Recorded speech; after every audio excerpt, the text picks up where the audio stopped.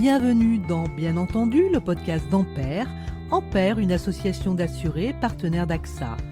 Un podcast fait par vous et pour vous, la preuve par vos mots. J'arrive à un moment de ma vie, oui, où je pense beaucoup à ce que ma génération va léguer à nos enfants. Alors, l'état de la planète me préoccupe, les relations sociales, ce qui se passe au travail aussi. Et comme beaucoup de mes concitoyens, je crois, j'ai besoin de donner du sens, qu'il y ait du sens à ce que j'entreprends, à ce que je choisis. Par exemple, aujourd'hui, j'ai envie d'épargner de manière responsable. Mais franchement, je suis un peu perdu. Ma question est simple, comment faire les bons choix parmi les produits proposés ? Alors, ce qu'il faut avoir en tête, c'est qu'on parle beaucoup donc investissement responsable, investissement vert, investissement durable, investissement socialement responsable aussi. Donc, il y a beaucoup de jargon, il y a beaucoup de termes. Certains ont été définis, certains ne sont pas définis et certains peuvent être jugés ou peuvent être adressés, on va dire, en fonction des intérêts de chacun. La voix que vous venez d'entendre est celle de Vanessa Alibert. Vanessa Alibert est directrice de la communication et du marketing chez Architas, société de gestion. Elle répond à Stéphane, 61 ans. Bonjour Vanessa Alibert, pouvez-vous préciser ce qu'est Architas ? Architas, c'est une société qui fait partie du groupe AXA, qui a aujourd'hui le rôle en fait d'aider la compagnie d'assurance, les compagnies d'assurance pour être plus précise, à travailler sur des sujets liés à la pédagogie financière et aussi au fait d'aider les clients à investir davantage dans ce qu'on appelle les unités de compte, c'est-à-dire les SICAV et les fonds communs de placement, que ce soit dans des contrats d'assurance vie, dans des plans d'épargne retraite ou dans des solutions collectives ou individuelles. Alors justement, aujourd'hui, nous allons nous parler d'épargne responsable. Il y a toutes sortes de mots qui circulent aujourd'hui, qui ne rendent pas forcément les choses très lisibles. Donc, pouvez-vous déjà, dans un premier temps, donner ce qui pourrait être une définition de l'épargne responsable ? Ce qu'il faut savoir, c'est que l'investissement responsable, c'est pas récent. C'est né au XVIIe siècle avec, à l'époque, il y avait certaines communautés religieuses qui étaient convaincus qu'il ne fallait pas investir typiquement dans tout ce qui touchait à l'armement et à l'époque au commerce d'esclaves. Et donc du coup, c'est à partir de là que cette envie en fait d'exclure certaines sociétés est née. Et au fur et à mesure, les choses se sont développées et c'est vrai qu'aujourd'hui, on parle beaucoup de ces sujets. Il y a une vraie appétence pour les Français sur ces sujets parce qu'ils cherchent aujourd'hui à avoir des comportements plus responsables, que ce soit au volant de leur voiture, quand ils remplissent leur caddie, et puis également quand ils choisissent un produit d'investissement. Et donc, il y a beaucoup plus d'intérêt que dans le passé. Alors comment on fait le tri ? Comment on est sûr de prendre la bonne direction, de faire le bon choix ? C'est un peu comme quand on est sur la route, c'est-à-dire qu'on regarde les panneaux et on essaye de tracer le meilleur itinéraire. Et pour tracer un itinéraire, on a plusieurs outils à disposition. Donc aujourd'hui, en termes d'outils, il y a tout ce qui va être les labels de place. Donc typiquement en France, on a le label ISR, le label Greenfin, le label Finansol, qui peuvent aider en fait à guider un petit peu les choix d'investissement. On a aussi la réglementation européenne qui, depuis 1 an, aide les sociétés de gestion et les principaux acteurs financiers à organiser leurs offres autour de ce qu'on appelle, alors c'est un peu jargonesque, la classification SFDR.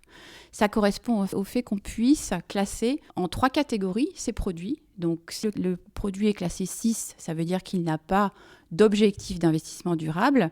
Et s'il est classé 8 ou 9, ça veut dire qu'il a des objectifs d'investissement durable de manière différente entre le 8 et le 9, mais peu importe. Donc, il y a cet élément qui est important et qui peut aider l'investisseur ou l'épargnant à savoir ce qui est vert. Et ça lui donne en fait une grille de lecture qui est la même pour tous les acteurs du marché. Parce que c'est ça aussi, chacun revendique, et on le voit tous dans les publicités qu'on voit à la fois à la télé ou qu'on entend à la radio. Tout le monde se revendique comme étant un acteur responsable, un acteur durable, un acteur vert. Mais il faut, une fois de plus, faire le tri et essayer de regarder ce qui va nous donner les bons signaux et ce qui va nous aider à aller sur la bonne voie et prendre peut-être les entreprises ou les sociétés qui sont les plus vertueuses sur ce sujet. Alors, il ne peut pas y avoir que des sociétés vertueuses. J'imagine que certaines tentent de progresser. Donc, est-ce qu'il y a des mix qui existent selon les produits proposés ? Oui, alors ce qu'il faut avoir en tête aussi, c'est que sur ce sujet, la doctrine, comme on l'appelle, a beaucoup évolué. Il y a quelques années, on était un peu radical, si on peut dire, comme je vous le disais avec l'exemple de la communauté religieuse des Quakers, qui était d'exclure des sociétés, en considérant que c'était en ayant cette posture qu'on allait le mieux aider à être plus vertueux ou en tout cas à le faire correctement. Depuis quelques années, les choses ont évolué. L'idée, c'est de ne pas exclure les mauvais joueurs ou les gens qui ne respectent pas les règles ou qui n'ont pas forcément les mêmes règles que d'autres. C'est plutôt de considérer que c'est en étant au capital d'une société qu'on va l'aider à changer. Et donc, en considérant que sur certains acteurs dont on parle peut-être beaucoup aujourd'hui en France et ailleurs, certains acteurs de l'énergie fossile par exemple, est-ce qu'il faut sortir du capital de ces sociétés ou est-ce qu'il faut les aider à accompagner la transition ? Donc là, ce n'est pas une discussion sur laquelle tout est blanc ou tout est noir, bien sûr, c'est quelque chose sur lequel il faut beaucoup échanger, il faut travailler, il faut se documenter. C'est aussi ce qui est la force aujourd'hui de notre société, c'est qu'on travaille avec beaucoup de partenaires, on a accès à beaucoup d'informations et on est à même du coup de challenger la manière dont toutes ces sociétés sont jugées à l'aune de plusieurs sociétés de gestion, par exemple. D'accord. Et les informations donc, que vous allez chercher, elles sont accessibles et vous avez une vraie lisibilité justement sur la conduite de ces entreprises ? Alors, on a aujourd'hui accès à un certain nombre de bases de données. Donc, il y a des bases de données spécifiques qui renseignent un certain nombre d'informations relatives à ce qu'on appelle le E pour environnement, le S pour social et le G pour gouvernance. Donc ESG, disons-le, parce qu'on le retrouve de temps en temps. Exactement, les critères ESG, donc les critères qu'on appelle aussi extra-financiers. Donc qui s'intéressent à autre chose que la performance de la société. Donc il y a beaucoup de bases de données, il y a aussi aujourd'hui beaucoup de nouveaux fournisseurs, d'ailleurs c'est ça qui est assez intéressant, qui travaillent beaucoup sur ces sujets, qui agrègent beaucoup de data, comme on dit, et qui sont à même d'avoir de nouvelles grilles de lecture de ces sociétés. Donc le gros du travail, c'est de savoir comment on arrive à travailler avec toutes ces bases de données et à avoir quelque chose de lisible qui va nous aider derrière à prendre les bonnes décisions d'investissement en fonction des contraintes de risque que nous ont donné les clients, de leur horizon d'investissement et bien sûr de leur appétence pour l'éventuelle volatilité, comme on l'appelle, c'est-à-dire l'amplitude de variation des performances d'un produit financier, qui est quelque chose qui est très important aujourd'hui pour un épargnant. Alors, est-ce que justement, puisque vous évoquez l'épargnant, et c'est notre sujet, qui cherche à avoir une meilleure compréhension et plus de lisibilité des produits qui sont proposés, est-ce que c'est aujourd'hui, on comprend bien qu'il y a une clarification qui s'est opérée au travers des différentes certifications, des différents filtres que vous avez évoqués, est-ce que c'est suffisamment clair ou est-ce qu'il faudrait encore, ou il y aurait d'autres propositions à faire pour clarifier les échanges ? Et est-ce que, finalement, la façon dont le choix va être fait ne dépend pas aussi beaucoup de la personne qui va, entre guillemets, vendre le produit à l'épargnant ? Parce que j'ai le sentiment qu'il faut faire quand même beaucoup de pédagogie. Alors, 2 questions en une, dans l'ordre que vous souhaitez, Vanessa. Oui, absolument. Je pense que c'est très important. Il y a beaucoup d'indicateurs et il y a de plus en plus d'indicateurs, un peu comme, je fais souvent ce parallèle, un peu comme dans l'industrie alimentaire. Mais il faut savoir chercher le bon grain de livret, comme on le dit. C'est un peu ça ce qu'il faut faire. Donc, on a aussi un certain nombre d'établissements qui ont créé leurs propres labels, qui sont plutôt des choses qui vont dans le bon sens. Mais il faut arriver à regarder d'un petit peu plus près. L'une des difficultés aujourd'hui, c'est que donc, chaque établissement peut avoir ce qu'on appelle son propre modèle ou son propre label.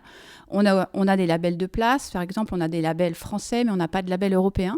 Donc, normalement, en 2023, il est question qu'il y ait un label qui s'appelle un écolabel, qui pourrait du coup aider encore une fois l'épargnant à avoir une meilleure grille de lecture quand il choisit un produit, que ce soit dans le cadre de son épargne retraite, de son contrat d'assurance vie.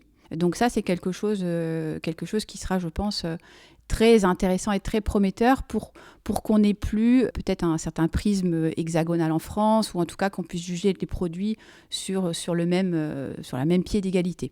Donc il y a ça, et puis il y a aussi eu pas mal d'initiatives réglementaires qui font que les choses progressent dans le bon sens, en tout cas. Très bien. Donc, nos épargnants vont pouvoir trouver le produit qui leur convient bien assez facilement, selon vous, aujourd'hui et encore plus facilement demain, finalement. Absolument. Je pense que les choses avancent dans le bon sens et aujourd'hui, le plus gros challenge pour des sociétés comme nous, donc, c'est de faire beaucoup de pédagogie sur ce sujet et c'est aussi de donner ce qu'on appelle un reporting, c'est-à-dire de rendre compte de ce qu'on a fait.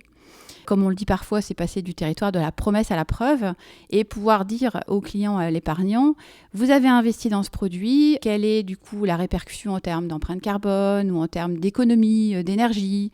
Ça, c'est vraiment quelque chose sur lequel on est très challengé. Il y a beaucoup de demandes, il y a parfois des difficultés à agréger les données qu'on a pu récupérer. Mais c'est un vrai challenge et c'est quelque chose sur lequel il y a une vraie émulation, une vraie volonté d'y arriver d'agir et de faire quelque chose qui va être utile, en fait. C'est vraiment ça qui nous guide. Le fameux sens que tout le monde recherche, je dirais aujourd'hui, toutes les générations sont sur cette quête-là. Et quand elle rejoint la question d'argent, c'est formidable. Exactement, exactement. Bien, ce sera la conclusion. Merci infiniment, Vanessa Alibert. Merci beaucoup.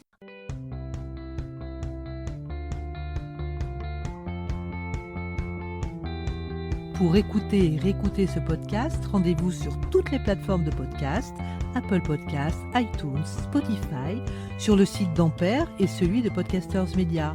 Surtout, n'hésitez pas à vous abonner, à mettre 5 étoiles. Cela nous aidera à porter haut et fort votre voix. Bien entendu,